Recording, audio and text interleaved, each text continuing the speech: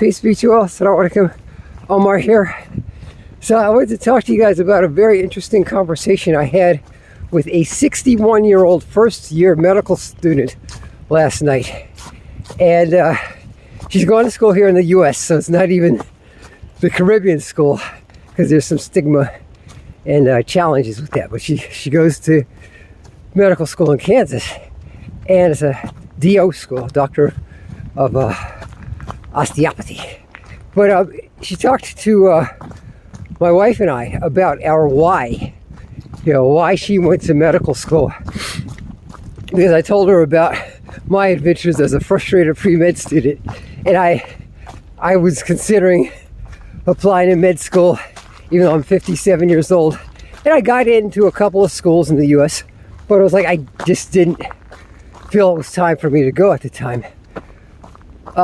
It caused me to examine myself, as I had already done.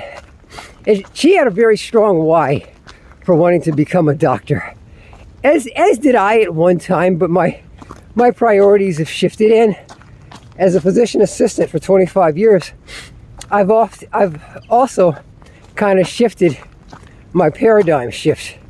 I've had a paradigm shift, as Stephen Covey would say in his 7 Habits of Highly Effective People. A paradigm shift in how medicine is practiced and administered in the U.S. anyway.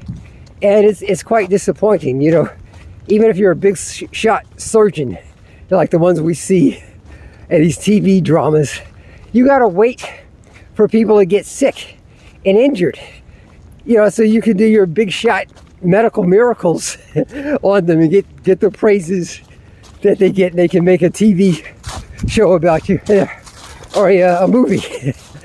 And I personally am over that. I don't need that.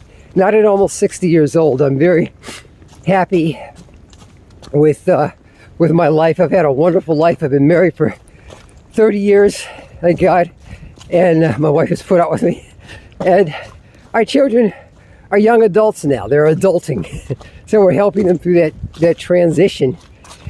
And, that's really what I'm most passionate about, is being a dad. And also, I do have a doctorate in health education. And I think that, in my opinion, lifestyle management is the best type of prescription one can have. Hey, how are you? Hi. Hey there. And just being out here. So I asked myself, and I ask you all this, if you were to die today, where would you want to die, and how would you want to die? Would you want to die, rounding in some hospital, seeing sick patients that, for better or for worse, you can't always help them. You can kind of maybe ease their pain by giving them opioids and increasing doses, like many of my patients, or you can try to hold their hand and give them some TLC. But in the big scheme of things, unless you're a surgeon and that person has got some type of trauma, you could fix their bones with internal and external fixation and hope to God that they get better, they heal, if you believe in God. If they're on a psych ward, maybe the psych meds that you prescribe might help them. In my experience and observation, it hasn't helped very much. But that's not how I want to die. I remember the supervising physician for whom I used to work, he and I were in private practice together, and he couldn't make it, so I had to see his patients. And I came out of one of the exam rooms after seeing my patient, and the waiting room was full. And people were even standing. And I was like, oh my God, I don't want to see all these patients. Because with each patient, you got to write a note, a good note. As one of my colleagues, John Belinsky, says, you got to write a note that is lawsuit proof. Forgot the term he used, but you don't want to get sued. So you got to dot all your I's and cross your T's. And then it's got to be billable. I got the medical billing and coding specialist chasing me. You got it. You put the wrong code in. We can't code for that. We can't bill for that. We won't get reimbursed. And that's what it's come down to in many, many aspects of medicine. Is it's very unsatisfying for me. And you've seen on YouTube a lot of these doctors that got these YouTube channels. Sorry, excuse my post-nasal drip. These doctors have got these YouTube videos, why I quit medicine, and they're not even that old. They're under 40, many of them. I'm like, dude, you haven't even been a full-fledged attending that long, but they're just leaving medicine because of this very toxic culture in which we work.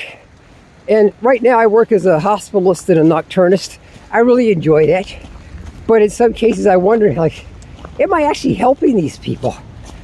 I think that I could be better served the little bit of time that I have left in this life.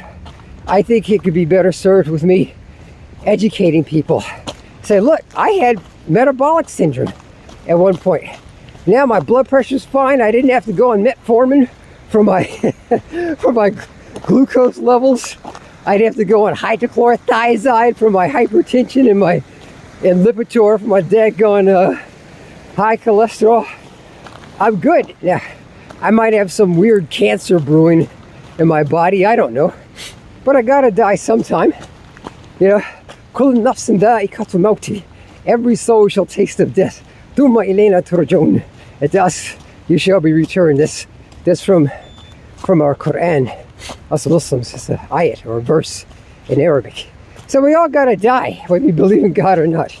But I want to spend my time as much as possible on my terms. I don't know that I could do that as a doctor. Yeah, I love being out here. Look at this. Rock Creek Park. Look at this beautiful Rock Creek Park. The creek and the woods. It's beautiful. I wouldn't mind dying out here. It'd be awesome. So that's what you got to ask yourself. What is your why for, pursuing your endeavors? That's it for now. Hey guys, I wish you guys the best of success in your positive endeavors. If you want to be a physician assistant like me, I've been doing it for 25 years. There's been a lot of interesting changes. We're now not considered a professional degree anymore. But that might change with the next incoming administration. Who knows? Because I believe that money is at the bottom of this decision. As you get with a capitalist industrial complex like the U.S., it is what it is. If you want to be a health educator, feel free to leave a comment in the comment section. If you want to talk about healthy lifestyles and running, man, I love this. Whew. All right, guys, that's it for now. Take care. Peace. Come up this really long hill with me. Look at this beauty.